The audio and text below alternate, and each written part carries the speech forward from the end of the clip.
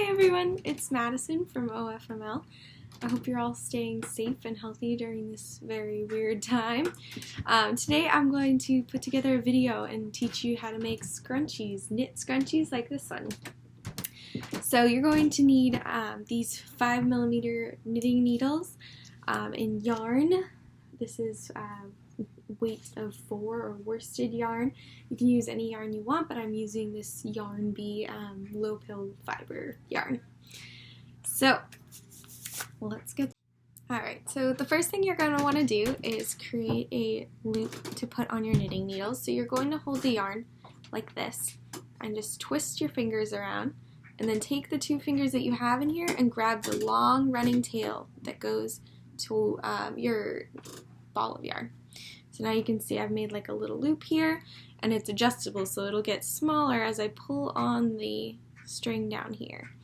So you're going to take that and put it on your knitting needle on the left hand side. Then you're going to insert your other needle from the right hand side into that loop and stick it in the back. And then I will show you how to add loops and cast on.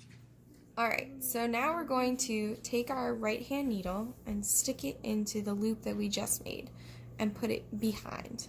So you're going to want to take the tail over here and put it out of the way, and the one that goes to your yarn you're going to wrap around the back needle like this. And then you'll take the right hand needle and pull it down through the loop you first made and keep the other one on there. Now this loop you're going to take and put onto the left hand needle and pull it tight, just like that. So you're going to stick it in the back of the new loop you just made, just like the first time, and wrap it around the back, pull it through, keeping that new loop you just put on the right hand needle, and then transfer it back to the left hand side. And you're going to continue that and make 75 loops on your left hand needle. So you're going to just wrap it around, pull it through, and put it back on the left hand side. Alright, so now that we've got our 75 cast on stitches here, we're going to turn around and start knitting in the other direction. So you'll take all the stitches on the left hand side, and you'll take your right hand needle and stick it just in the top like you have been with the needle in the back, wrap it around, pull it down, and then this time you're going to pull off the first stitch on your left hand needle, and then you'll pull it so that it's sort of tight against your right hand needle but not too tight. So you're just going to continue that all the way back down to the other end. So you'll stick it in the first top stitch over here, wrap it around the back, pull it through, and then you'll pull off the stitch that it's still attached to on the left hand needle. In through the back, wrap it around, pull it down and through, and then pull it right off the needle. And we're going to continue that all the way to the other end. Okay, so now all of your stitches should be on the right hand needle, now that you've knit them onto that side, and you should have none left on your left hand needle. So you're actually going to go ahead and switch hands the way you're holding them, and now all your stitches will be on the left side. And this time we're going to purl. So you'll put the needle, the right hand needle, behind your yarn, and the yarn should be over your wrist or your hand like that, and you'll stick the needle in through the front side of the stitch, just like this. And you can hold that in place and take your yarn and wrap it around the needle like that and pull it back through, just like you were doing with the other stitch, but from the other side instead, and that's called a purl. So we're going to purl all the way across. You'll take your right hand needle, stick it in the top of your stitch on your left hand needle, wrap it around, pull that wrapped around loop over through the back, and then pull it off, just like you did with the knit. So stick it in the back, wrap it around, and pull it through and onto the other needle. Alright, and we're going to do that all the way to the back. Alright, so now that you've purled all the way to the other side, your stitches should all be on your right needle again, and you'll have nothing left on your left needle. So you're going to, again, switch hands, and we're going to go back knitting again. But before we start, you're going to have 12 rows in total. So now we're going on to our third row. We're about to knit the third row, and on the 12th row, you can come back, but in the meantime, you're just going to go 1 row knitting and then 1 row purling. So the instructions I've already given you. You're just going to alternate them back and forth as you go back and forth between each needle. So if you need to count, there's V's on the knit side. You can see the stitches coming down like this, and you can count all the way up, and you should be able to count 12, or 11 rather, before we finish. So now we're just going to go back knitting. So we're going to stick our right hand needle into the back of the stitch, wrap it around, pull it down and through, and then pull it off the top. Put it up through the bottom, wrap it around, pull it down and through, and up over the top. We're just going to do that all the way to the other side. Okay, so now you should have 11 rows. You just finished knitting a row, and we're going to switch hands again like you have been. And this time, instead of going back to purl again, we're actually going to do a knit stitch, but we are going to start binding off, taking the stitches off of our needles and make a finished piece. So you're going to stick your needle in through the bottom and then wrap it around, pull it down and through for the knit stitch, and you're going to pull it off. And then we're going to do that again up through the bottom, and wrap it around, pull it down and through, and pull it off. And then this time you're going to take the left hand needle and use it to pull the first stitch we made right off and over the stitch we just made.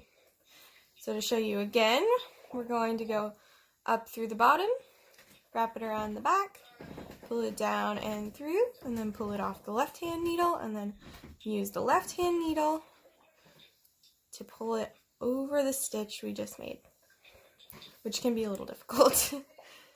And you're just going to do that all the way to the back to the last stitch, and then you can come back and I will show you how to finish it off and pull it completely off the needles. Okay, so this is the last stitch. We're going to enter through the bottom and then wrap it around, pull it off, and then pull it over the top. Now we've got this one loop left. So I've got scissors here. You're just going to cut a tail a few inches long, just like this. My scissors are not awesome. And then you're going to pull the hole out just a little bit so that you can hold on to it and take out the needles. And then you're going to stick the tail through the hole once and then twice. And then pull tight, just like that. Then you can cut the tail off.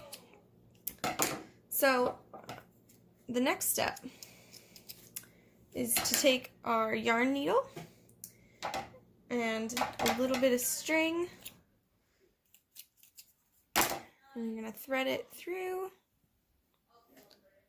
Oops, okay, yeah. Thread it through better than I did.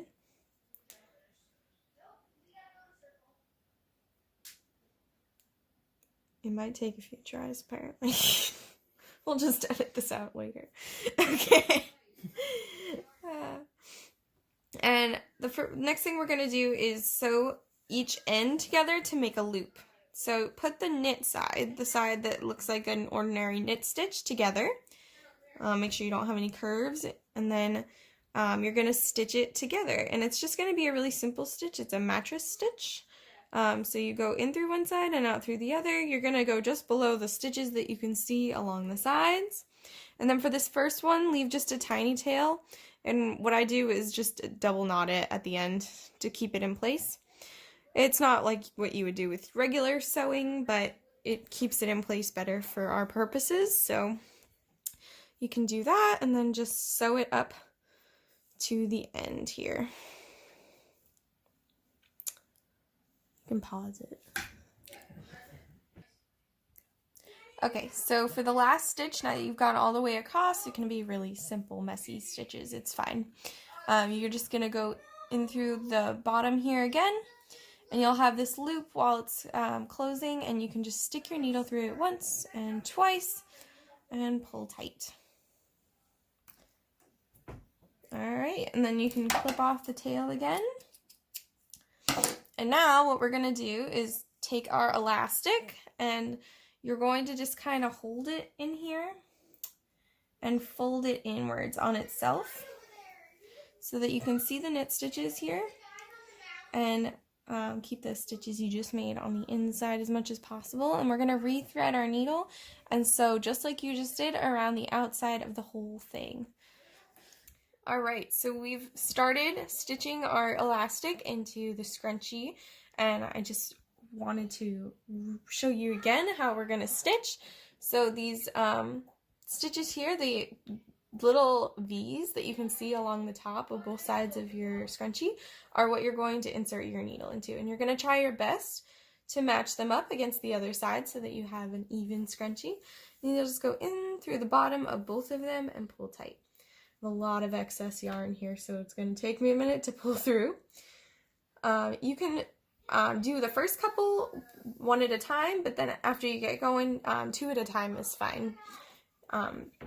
It'll stay tight enough once you make the scrunchie that it'll stay for a long time. So just one more thing to mention is that when you are sewing, eventually you're going to have, not enough elastic to go along with all your knitted parts. So what you'll do is just kind of actually use the scrunchie part. Start pulling your elastic out and keep folding over your scrunchie over the elastic. And eventually you'll be finished and you can tie it back up where you started. Alright guys, hopefully with those instructions you were able to put together one of these fantastic little scrunchies. It's an easy weekend project. If for some reason you run into trouble, feel free to ask me questions on Facebook and I'll be happy to answer. Like I said, I hope you guys are all staying happy and healthy and at home during this time, and us at the library can't wait to see you soon. Thanks.